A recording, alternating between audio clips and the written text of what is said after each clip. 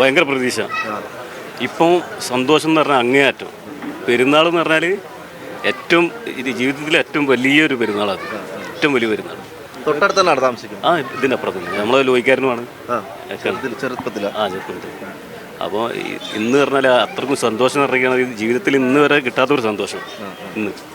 എന്തായാലും അത് തന്നെയാണ് അവർ പറയുന്നത്. എങ്ങനെയുണ്ട്? വളരെയധികം സന്തോഷം. 10-20 വർഷത്തിന് ശേഷം ഞങ്ങളൊക്കെ ഒരുമിച്ച് പഠിച്ചതാണ്, ഒരുമിച്ച് ഗൾഫുണ്ടായി. ആ സന്തോഷം ഗൾഫിൽ നിന്ന് വിളിക്കലുണ്ട്, വീഡിയോ കോൾ ചെയ്യലുണ്ട്.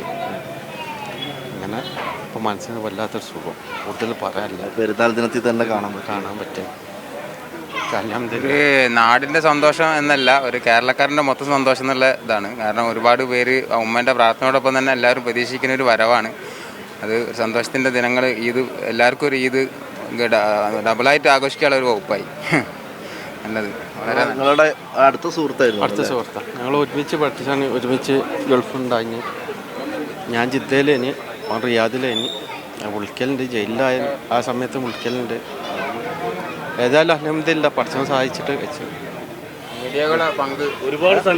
മീഡിയകളെ പങ്ക് വളരെ എടുത്ത് കാണിക്കേണ്ടത് തന്നെയാണ്. അത് ഇനി ഇവിടെ നിന്നുള്ള റിപ്പോർട്ടിംഗ് ഒരു പോസിറ്റീവായിട്ടുള്ള റിപ്പോർട്ടിംഗ് ആയിട്ട് തീരട്ടെ.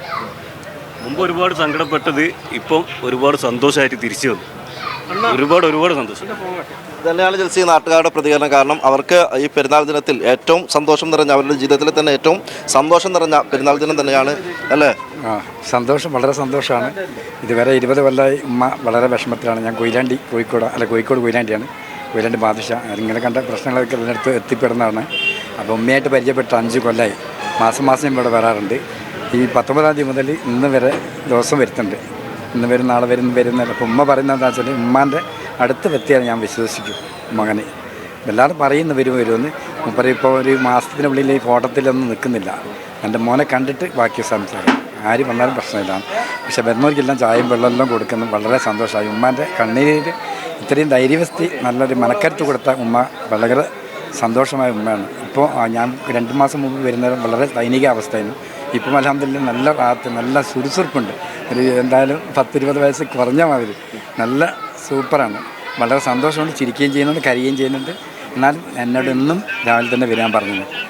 അത് തന്നെയാണ് മനസ്സിൽ. കാരണം ചില നേരത്തെയൊക്കെ തന്നെ ഇപ്പോൾ മോചനവുമായി ബന്ധപ്പെട്ടുള്ള വാർത്തകൾ പുറത്തു വരുന്ന സമയത്ത് ഒരു പക്ഷേ പെട്ടെന്ന് മോചിതനാകും എന്നുള്ള പ്രതീക്ഷയിൽ തന്നെയാണ് കുടുംബം ഉണ്ടായിരുന്നത്. ആ സമയത്തൊക്കെ തന്നെ ഉമ്മ വലിയ പ്രതീക്ഷ പങ്കുവച്ചിരുന്നു, വലിയ സന്തോഷത്തിലായിരുന്നു. എന്നാൽ പിന്നീട് മോചനവുമായി ബന്ധപ്പെട്ടുള്ള നടപടിക്രമങ്ങൾ നീളുമ്പോൾ അത് സ്വാഭാവികമായ ഒരു ആശങ്ക അവരിലുണ്ടാക്കിയിരുന്നു.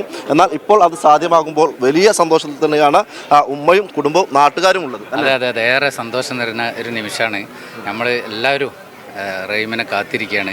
അവരെ കുടുംബത്തിൻ്റെ സന്തോഷത്തോടൊപ്പം തന്നെ നമ്മൾ നാട്ടുകാരും ലോകത്തുള്ള എല്ലാ മലയാളികളും ഏറെ സന്തോഷത്തിലാണ്. പ്രത്യേകിച്ച് ഇന്ന് വലിയ പെരുന്നാളാണ്.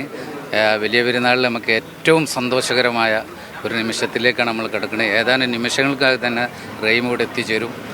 എല്ലാവരും അതിനു വേണ്ടി ആകാംക്ഷയോടെ കാത്തിരിക്കുകയാണ്. ഒരു 20 വർഷത്തിന് ശേഷം അവനെ കാണാനുള്ളൊരു നാട്ടുകാർക്ക്, അവൻ്റെ ഉമ്മ കാണാൻ പറ്റുമെന്ന് കരുതിയിരുന്നു. അല്ല, ഇങ്ങനെ ഒരു പ്രത്യേകിച്ച് ഭോഷനെ പോലുള്ള ഒരാളുകൾ ഇതിലേക്കുള്ള ഒരു വൈത്തിരിവാക്കി മാറ്റി. അപ്പം ഇത് എന്തായാലും രക്ഷപ്പെട്ട് വരും തന്നെ പ്രതീക്ഷ ഉണ്ടായിരുന്നു. അത് ഏതായാലും നമ്മൾ ഏതാനും നിമിഷങ്ങൾക്ക് ഇവിടെ എത്തിച്ചേരും, നമുക്ക് കാണാൻ ഇൻഷാ അല്ലാഹ്.